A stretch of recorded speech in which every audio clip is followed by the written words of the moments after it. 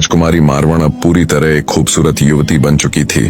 उसके मुख पर सूर्य सा तेज था, खूबसूरती ऐसी कि चांद की चांदनी भी उससे ईर्ष्या करे।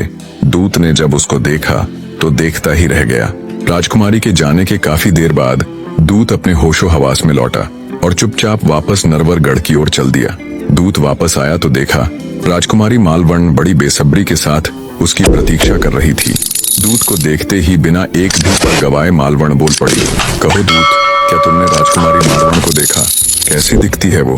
मालवण की बेसब्री को देखकर सिर झुकाते हुए दूत बोला, क्या बताऊं रानी जी, उस जैसा कोई तो मैंने आज तक अपने पूरे जीवन काल में नहीं देखा।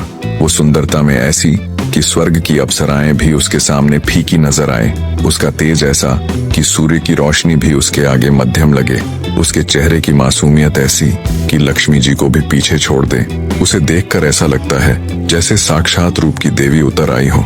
राजकुमारी मालवण ने जब अपने दूत के मुख से मारवण का बखान सुना तो उसकी चिंता और अधिक गहरा गई। मन ही मन मालवण ने विचार किया, अगर मारवण मेरी सौतन बन के यहाँ आ जाती है तो राजकुमार ढोला तो मुझे बिल्कुल भूल जाएंगे।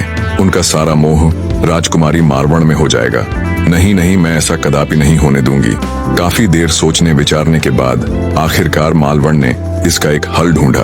उसने राज्य के चारों ओर अपने खास व्यक्तियों को तैनात कर दिया और उन्हें सख्त हिदायत दी कि बाहर के किसी भी व्यक्ति को राज्य में प्रवेश देने से पहले उसके बारे में अच्छे से जान ले।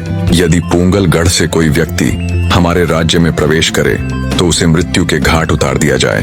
राजकुमारी मालवण ये कतई नहीं चाहती थी कि कोई भी पूंगल निवासी राजकुमारी मारवण का संदेश लेकर यहाँ आए और राजकुमार ढोला को सब पता चल जाए। इस तरह योजना बनाकर राजकुमारी मालवण पूरी तरह निश्चिंत होकर ढोला को रिझाने का हर वो कार्य करने लगी जिससे राजकुमार ढोला उसकी तरफ और अधिक आकर्षित हो जाए। इधर राजकुमारी मालवण अपने पति को रिझा रही थी तो दूसरी तरफ राजकुमारी मारवण भी अब उनकी राह देखने लगी थी।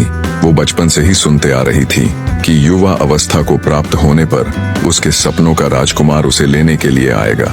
राजकुमार ढोला के प्यार में राजकुमारी मारवण इस कद्र तक डूब गई थी कि अब हर दिन का सूर्योदय उसके लिए ये उम्मीद लेकर आता कि शायद आज उसके सपनों का राजकुमार उसका पति उसे लेने के लिए आ जाए।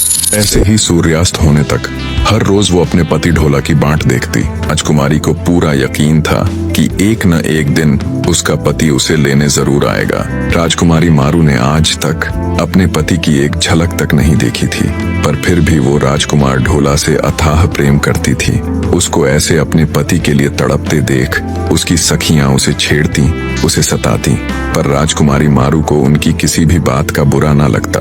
वो तो बस मन ही मन अपने आने वाले पति की छवियां बनाती रहती और छवियों को सोच सोच कर कभी शर्माती तो कभी खुश होती।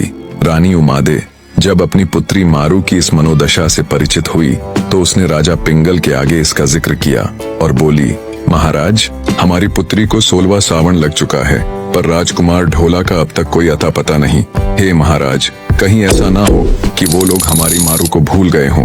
क्या पता ढोला को कुछ याद ही ना हो, क्योंकि महाराज अब तक उन्हें कब का मुखलावे के लिए आ जाना चाहिए था। रानी उमादे की चिंता भरी बात सुनकर राजा पिंगल भी सोच में पड़ जाते हैं। अपनी पत्नी को सांत्वना देते हुए उन्होंने तुरंत राजा नल के नाम एक संदेशा लिखा जिसमें अपनी सब कुशल मंगल बताते हुए राजा से भी उनका हालचाल पूछा और लिखा कि राजकुमारी मारवण अब ब्याहने लायक हो चुकी है। अंततः आप मुकलावे के लिए राजकुमार ढोला को भेज दें, वो आए और मारवण को अपने साथ ले जाए। ये संदेश लिखकर उसे अपने एक दूत को देते हुए राजा पिंगल उसे तुरंत नरवरगढ़ जाने का हुक्म देते हैं। हुक्म मिलते ही दूत संदेश लेकर तेजी से नरवरगढ़ की ओर रवाना हो जाता है।